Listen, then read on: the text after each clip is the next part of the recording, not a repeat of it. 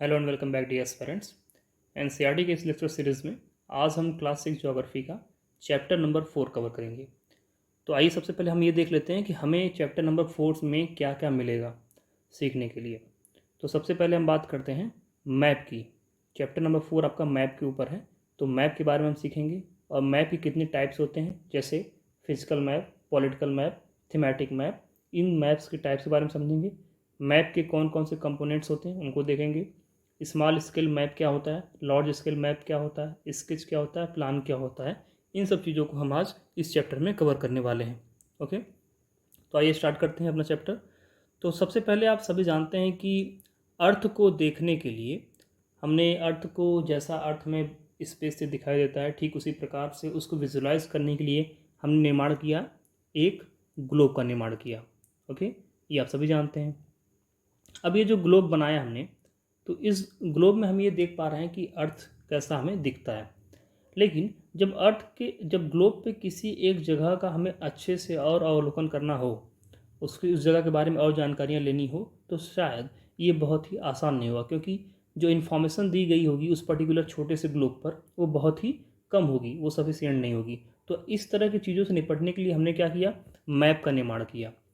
Map क्या होता है, जो चीज़ें आपकी ग्लोब पे दी हुई हैं एक स्पेरिकल फॉर्म में, एक 3D फॉर्म में, उसे हमने क्या कर दिया, पेपर पर डाल दिया, बिल्कुल 2D फॉर्म में। तो वही कह रहा है, मैप क्या है, एक रिप्रेजेंटेशन है, ड्राइंग ऑफ अर्थ सरफेस, जो अर्थ का सरफेस है उसका ड्राइंग का एक रिप्रेजेंटेशन है। और यह एक फ्लैट सरफेस पर क्या किया जाता है, ड्रॉ किया जाता है। इसमें सबसे जो इंपॉर्टेंट चीज़ होती है वो होती है स्केल, कि इसमें एक पर्टिकुलर स्केल लिया जाता है। और वो स्केल क्या होता है, इस चीज़ को हम आगे समझने का प्रयास करेंगे। तो अभी आप ये समझें कि जो मैप होता है वो क्या होता है, 2D होता है, उसे एक पेपर पर ड्रॉ किया जाता है ताकि हमें ज़्यादा से ज़्यादा एक पर्टिकुलर जगह के बारे में इंफॉर्मेशन मिल सके। टाइप्स ऑफ मैप की बात करें तो मैप 3 टाइप्स के होते हैं। पहला मैप होता है फिजिकल मैप, जिसे हम भौतिक मानचित्र कहते हैं। दूसरा होता है पॉलिटिकल मैप, राजनीतिक मानचित्र। और थीमेटिक मैप्स कहते हैं, ये स्पेशल टाइप के मैप होते हैं। इनका क्या क्या खास बात होता है इसको हम देखेंगे। तो सबसे पहले फिजिकल मैप, ऐसे मैप्स जो क्या करते हैं, नेचुरल जो फीचर्स होते हैं अर्थ के उनको दिखाते हैं। जैसे मान लीजिए कि अर्थ पे कहीं पे कहाँ पे माउंटेन्स हैं, कहाँ पे प्लेटियाऊ हैं, इन सब चीज़ों को दिखाना, कहाँ पे रिवर हैं, इन सब चीज़ों को दिखाना, ओशियंस कहाँ पे हैं। तो ये जो फिजिकल फीचर्स हैं अर्थ के, उनको जो दर्शाते हैं मैप, उन्हें कहते हैं फिजिकल मैप। इसके ठीक उलट जो map cities, towns, villages, it means जो इंसानों ने बाउंड्री बना रखी है अपने बीच में, एक दो देशों के बीच में जो बाउंड्री बनी हुई है, दो देशों को अलग करने वाली बाउंड्री, एक देश में ही कई राज्यों को अलग करने वाली बाउंड्री, एक एक राज्य में कई ज़िलों को, फिर फर्दर कई विलेजेस को अलग करने वाली बाउंड्री। इस तरह के जो इंसानों के द्वारा जो बनाई गई बाउंड्रीज़ हैं, उन बाउंड्रीज़ को दर्शाता है पॉलिटिकल मैप। थीमेटिक मैप की बात करते हैं तो देखिए ये स्पेशल टाइप के मैप्स होते हैं। ये किसी एक ही चीज़ के बारे में बात करेंगे जब भी बात करेंगे। जैसे मान लीजिए यहाँ पे दिया हुआ है, मान लीजिए किसी इंडस्ट्रीज़ के बारे में जानना है, सीमेंट इंडस्ट्री के बारे में जानना है, या कोई भी इंडस्ट्री है उसके बारे में जानना है, तो इस प्रकार के चीज़ों को दर्शाने के लिए हम थीमेटिक मैप का इस्तेमाल कर सकते हैं। रेनफॉल मैप की बात करें, ये भी थीमेटिक मैप होता है, क्योंकि ये पर्टिकुलर दिखाएगा आपको कि इस एरिया में इतना रेनफॉल है, इस एरिया में इतना रेनफॉल है। इसी प्रकार से फॉरेस्ट दिखाने वाला मैप, इट मीन्स कि जो थीमेटिक मैप होते हैं वो बिल्कुल किसी भी चीज़ को लेकर स्पेसिफिक होते हैं, वो सिर्फ और सिर्फ एक ही चीज़ के बारे में बात करते हैं। ओके, और ढेर सारे उसमें इन्फॉर्मेशन दिए गए होते हैं। तो ये हमने देखा टाइप्स ऑफ मैप। अब बात करते हैं कंपोनेंट्स ऑफ मैप्स। मैप के कंपोनेंट कितने होते हैं, तो ध्यान रखेंगे 3 कंपोनेंट होते हैं। पहला है डिस्टेंस, दूरी, दूसरा है डायरेक्शन, दिशा, और तीसरा है सिंबल, संकेत।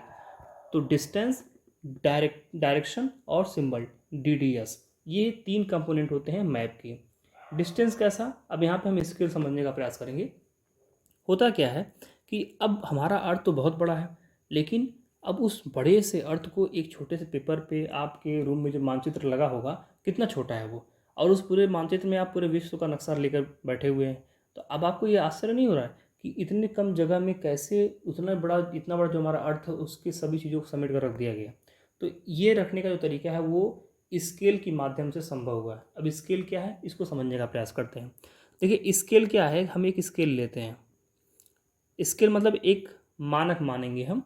अब मान लीजिए कि कोई दूरी जो है ग्लोब पर अगर देखें, जो वास्तव में जो अर्थ है, अगर अर्थ पर देखें, मान लीजिए कि पॉइंट ए से पॉइंट बी की दूरी अर्थ पर, रियल जो अर्थ हमारा है वहाँ पे कितनी है, 500 किलोमीटर हम मान लेते हैं।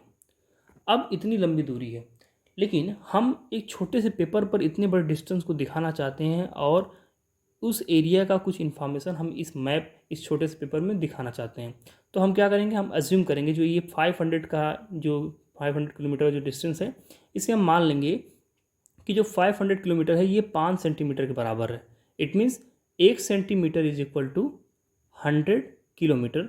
ये हमारा स्केल हो गया कि हमने जो हमारा मैप है उस पर जो 1 सेंटीमीटर का जो डिस्टेंस होगा, वो 1 सेंटीमीटर का डिस्टेंस जो है वो 100 किलोमीटर के बराबर होगा। तो इस प्रकार से क्या होगा, एक बहुत बड़ा हिस्से को हम छोटे से मैप में दिखा पाएंगे। तो यही होता है स्केल और यही है distance component of map. Okay, तो आई होप ये चीज़ आपको समझ में आ गई होगी। यहाँ पे आप डिफरेंट डिफरेंट डिस्टेंस को आप डिफरेंट डिफरेंट स्केल के हिसाब से ले सकते हैं। ये टोटली आपके ऊपर निर्भर करता है। अगर कोई 1000 मान लीजिए एरिया को हमको दिखाना है, तो हम मान सकते हैं यहाँ पे कि 0.5 centimetre is equal to 100 kilometre, या आप मान सकते हैं 0.2 centimetre is equal to something मान लीजिए। इसमें मान लीजिए कि 280 किलोमीटर मान लीजिए, 70 किलोमीटर मान लीजिए। इट मीन्स ये आपके ऊपर डिपेंड करता है कि आप कौन सा स्केल लेना चाहते हैं, वो स्केल के साथ कंपैटिबल बैठना चाहिए बस। तो ये चीज़ें हमें यहाँ पे देख ली। तो scale is the ratio between the actual distance on the ground and the distance shown on the map. तो जो वास्तव में जो डिस्टेंस होता है ग्राउंड पे, अर्थ पे, और जो डिस्टेंस एक शो किया जाता है मैप में, उन दोनों के बीच में रेशियो होता है, वो क्या होता है, स्केल होता है। तो इसके बारे में हमने देख लिया। अब बात करते हैं स्मॉल स्केल मैप की बात करते हैं और लार्ज स्केल मैप की बात करते हैं। देखिए, नाम से कंफ्यूज मत होइएगा। स्मॉल स्केल क्या है, इसमें लंबी दूरी को छोटे में दिखाया जाता है, छोटे स्केल के माध्यम से दिखाया जाता है। और लार्ज स्केल में क्या होता है, बहुत छोटी दूरी को जो है एक तरह से, और छोटी दूरी में मतलब एक तरह समझिए कि ज़्यादा बड़ी दूरी नहीं होती है, कम छोटी दूरी को कम छोटी दूरी में दिखाया जाता है।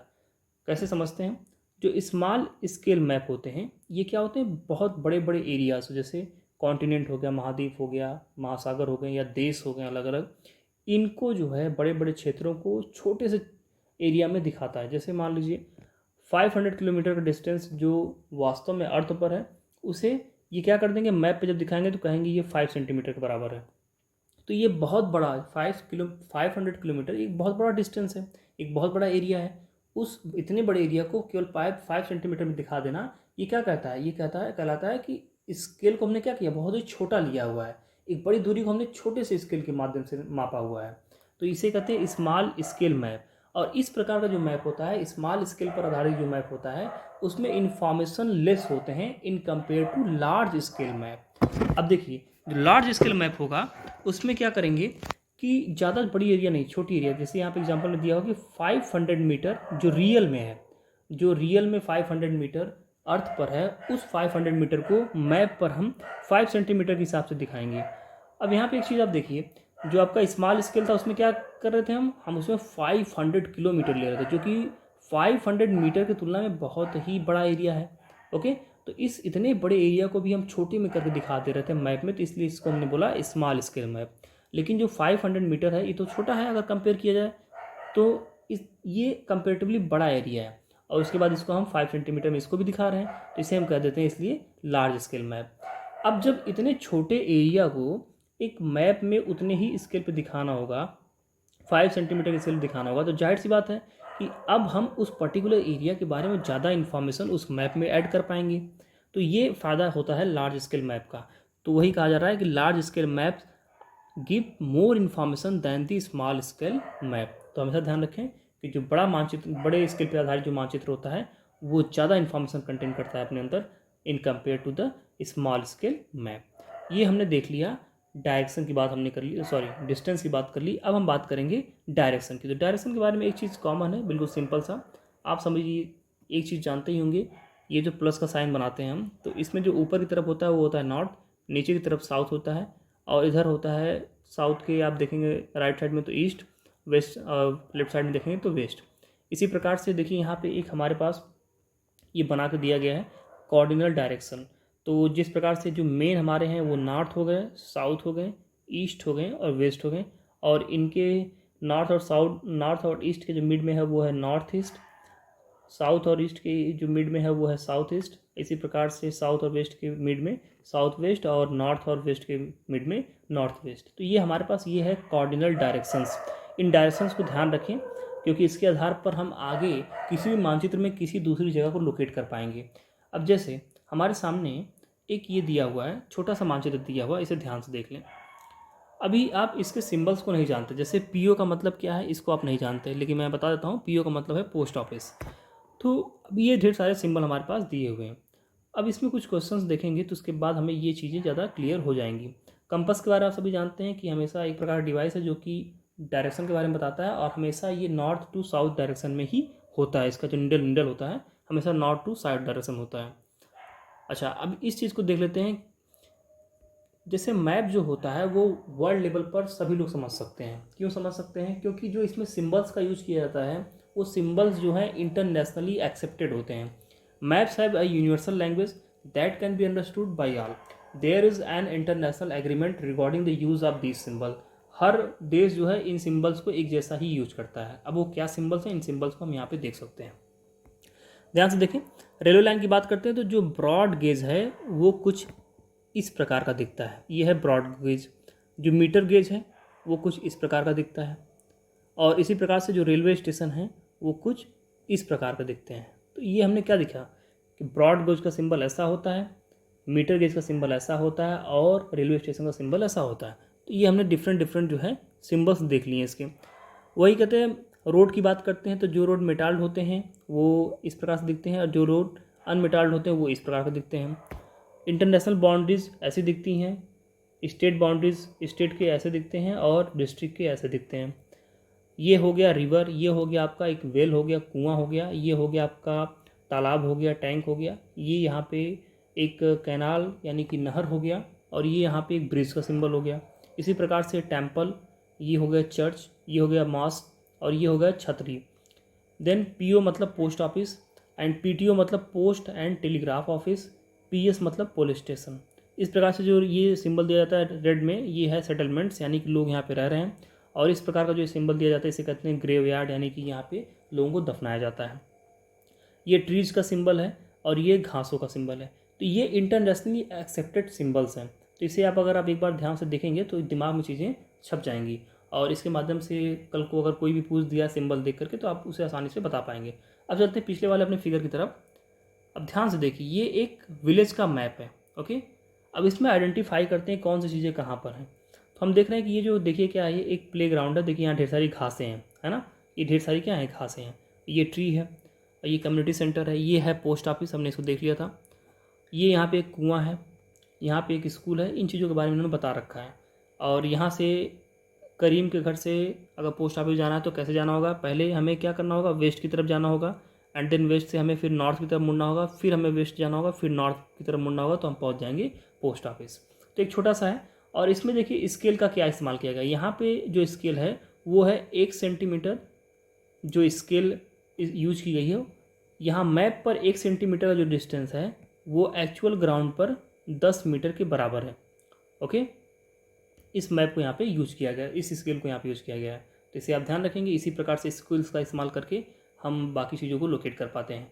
और ये हमने फिगर देख लिया जिसमें हमने ढेर सारे अलग अलग जो सिंबल्स हैं उनको स्टडी कर लिया। अब आइए एक क्वेश्चन देखते हैं और उसमें समझने का कुछ प्रयास करते हैं, चीज़ों को लोकेट करने का प्रयास करते हैं। अब ये हमारे पास एक सुंदरपुर गांव है, और इसके चारों तरफ का जो एरिया है ये हमें दिखाई दे रहा है। तो अब इसमें हमें कुछ क्वेश्चंस देखने हैं। पहले आइडेंटिफाई करना हमें, ये जो ग्रीन ग्रीन दिख रहा है ये तो क्या है, ये सारे ट्री हैं, ये तो आपको पता ही होगा। जो रेड करके दिख रहे हैं ये सारे क्या हैं, सेटलमेंट्स है जहाँ पे लोग रह रहे हैं। यहाँ पे हम देख पा रहे हैं कि एक ग्रेवयार्ड है एक, और यहाँ पे लोग जो हैं दफनाते हैं लोगों को। यहाँ आरएस का मतलब हो गया ये रेलवे स्टेशन। और ये जो मीटर लाइन है इसको क्या कहेंगे, आपसे मैं प्रश्न पूछूंगा, आप कमेंट बॉक्स में इसका आंसर दीजिए। सॉरी, इसको तो मैंने बता ही दिया कि मीटर लाइन है, ये मीटर लाइन है, हम देख पा रहे हैं जैसे। और इसके बाद हम देख पा रहे हैं यहाँ पे, अब आपको बताना है कि ये जो रोड बना हुआ है ना, ये रोड क्या कहलाता है, इसको आपको कमेंट बॉक्स में बताना है। यहाँ पे आपका हो गया चर्च हो गया, और ये आपका हो गया टेम्पल, देन आपका हो गया छतरी हो गया ये। इस प्रकार से ये आपका, सॉरी ये आपका चर्च हो गया, इधर ये आपका मॉस्क था ना, ऊपर मॉस्क हो गया। ये आपका हो गया पुलिस स्टेशन, ये हो गया post and telegraph office PTO। ये यहाँ पे एक ब्रिज दिख रहा है हमें। इसी प्रकार से हमें यहाँ पे देखिए ये भी एक रोड है, कौन सा रोड है आपको बताना होगा यहाँ पे कमेंट बॉक्स में। तो दोनों एक ही प्रकार के रोड हैं, तो एक किसी को बता देंगे तो दोनों का आंसर सेम ही होगा। ये और यहाँ पे हमें रिवर दिखाई देता है। तो हमने एक सुंदरपुर गांव में उसका मैप देख कर हम बता दिए कि हाँ यहाँ पे ये चीज़ें हैं। तो जब हम रियल में वास्तव में गांव में जाएंगे तो हमें ये चीज़ें इसी जगह पर दिखाई देंगी। तो क्वेश्चन में क्या पूछा जा रहा है, in which direction is the river flowing. कह रहा है कि रिवर जो है किस डायरेक्शन में फ्लो कर रहा है। तो हमने डायरेक्शन का देखा था कि ये नॉर्थ है, ये साउथ है, ये ईस्ट है और ये है हो गया वेस्ट। रिवर किधर जा रहा है, तो रिवर जा रहा है कुछ इस तरह से। देखिए रिवर इधर जा रहा है, ये कौन सा डायरेक्शन हो गया, ये डायरेक्शन है साउथ वेस्ट। तो हमारा आंसर हो गया पहले का साउथ वेस्ट। देन पूछ रहा है what kind of road passes by the side of village Dumri. जो विलेज है इसके किनारे में कौन सा रोड जा रहा है, तो ये है आपका Dumri village.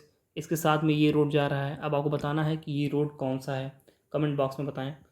Then next, on what type of railway line is Sundarpur situated. किस प्रकार की रेलवे लाइन पे सुंदरपुर है, तो हमने देख लिया, उसको ऑलरेडी डिस्कस कर लिया कि ये मीटर वाला लाइन है। Then on which side of the railway bridge is police station located. तो रेलवे ब्रिज के किस साइड में पुलिस स्टेशन लोकेटेड है, तो हमारे पास रेलवे ब्रिज रहा ये, और इसके हम देख रहे हैं इस डायरेक्शन में ये लोकेटेड है। यानी अगर हम इसे ड्रॉ करें तो ये हो गया नॉर्थ, साउथ, ईस्ट, वेस्ट। तो हमारा जो रेलवे ब्रिज है वो किस डायरेक्शन में है, वो इस डायरेक्शन में है, यानी कि साउथ ईस्ट डायरेक्शन में है। तो हमारा ये आंसर होगा साउथ ईस्ट डायरेक्शन में है। What is the next question, on which side of the railway line do the following like. छतरी किधर है, चर्च किधर पड़ेगा, पॉन्ड किधर पड़ेगा, मॉस्क किधर पड़ेगा, river, post office and telegraph, graveyard. यानी कि सारे के सारे जो हैं अगर देखा जाए तो जो रेलवे लाइन है उसके रिस्पेक्ट में किस डायरेक्शन में है। तो आइए बात करते हैं। ये हमारा हो गया रेलवे लाइन, कहाँ है हमारा, ये हो गया हमारा रेलवे लाइन। ओके, तो मान लेते हैं ये रेलवे लाइन है। अब अगर रेलवे लाइन के हम देखें तो नॉर्थ में पड़ेगा क्या आपका, मॉस्क पड़ेगा, मस्जिद पड़ेगा। Okay, and then post office, police station पड़ेगा साउथ में। ओके, पहले ये पोस्ट एंड टेलीग्राफ ऑफिस पड़ेगा आपका साउथ वेस्ट में पड़ेगा। छतरी पड़ेगा साउथ में, टेम्पल पड़ेगा साउथ ईस्ट की तरफ पड़ेगा, पॉन्ड पड़ेगा देखा जाए अगर एक तरह से तो ईस्ट में पड़ेगा पॉन्ड। और क्या पूछा है इसमें, और हमने सारा कवर कर लिया। और ये देख लेते हैं चर्च जो है, चर्च भी पड़ेगा साउथ डायरेक्शन में। तो हमने इन सारी चीज़ों को देख लिया। अब आइए बात करते हैं, ग्रेवयार्ड को भी आप देख लेंगे साउथ ईस्ट डायरेक्शन में पड़ेगा।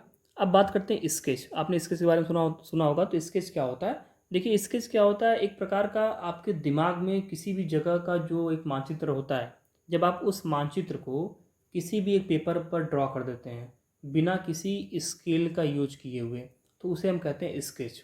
सिंपल सा बात है।